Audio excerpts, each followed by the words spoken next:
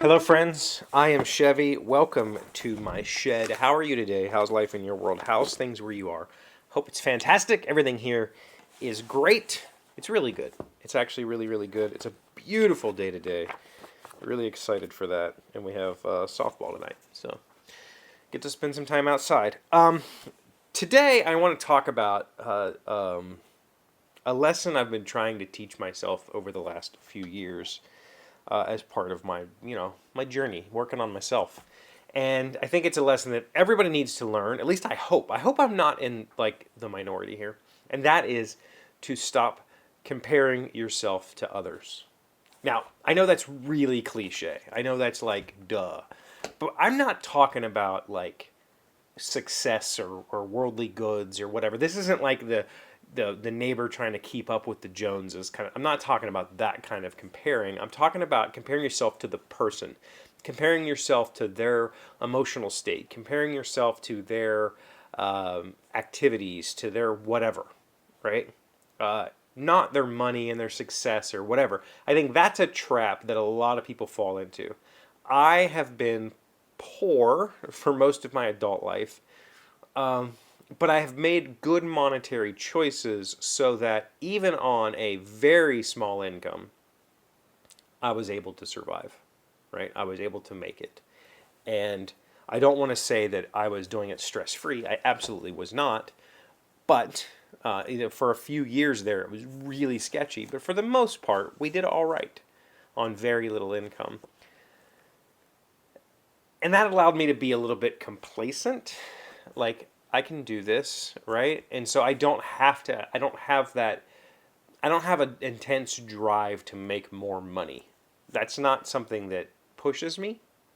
It is nice now that I have a little bit and I'm okay and I can have a savings and I can take my kids places when they need to go and I can spend money on prom dresses and graduations and whatever. That's cool.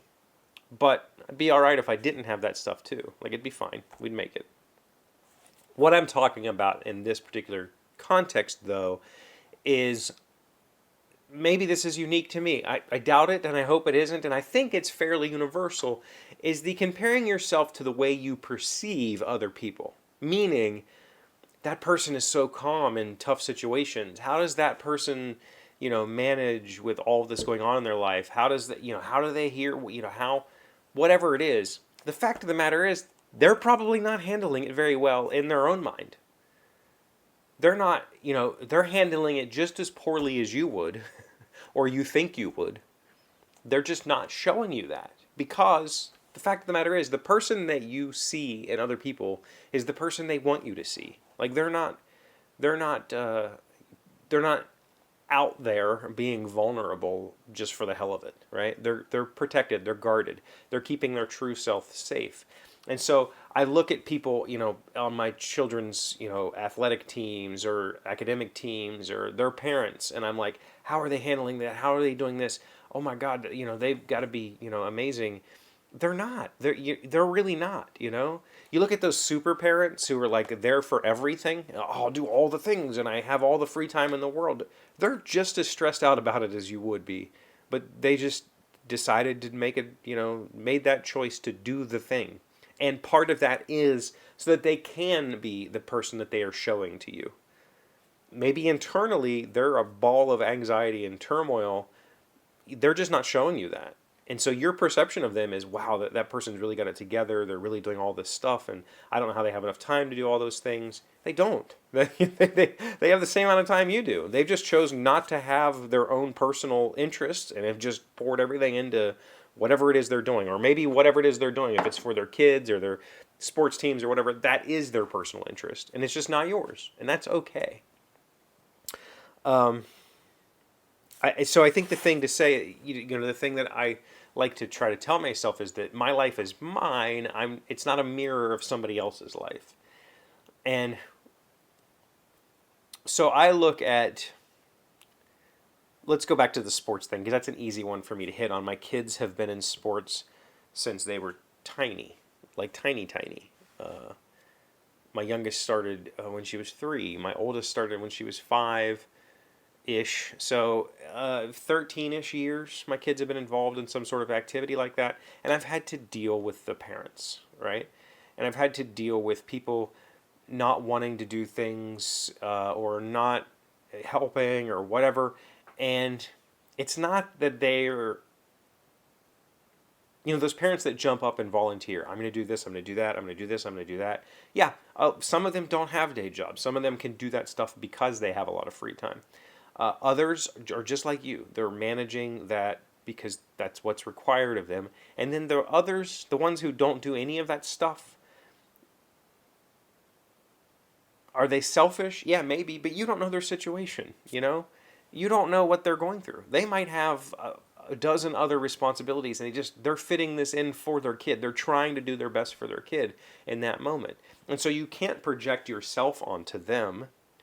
You shouldn't. At least I think that's fairly universal. Don't project yourself onto somebody else. Don't project your feelings and assume that they feel the same. Conversely, don't project them back on yourself. Don't pretend like their calm is the way that you should feel, and you're upset with yourself because you feel upset. That's not cool either.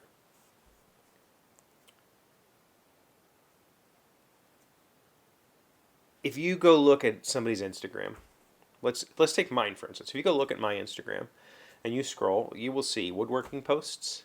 You will see sports events that I've attended with my kids, or possibly my oldest like theater type stuff. You will see motorcycles. Like you'll see a bunch of different aspects of my life. And let's go back to the woodworking. Currently, if you look at my Instagram, you'll see a bunch of shop project type stuff. And if that's what you see, it's very easy to assume that that's what I do. Meaning, if I'm not in front of you doing this, or if I'm not at work, or you're just assuming that I'm down here doing stuff. When the fact of the matter is, I spend like a handful of days a year down here. Like those posts that you see are the times that I'm down here.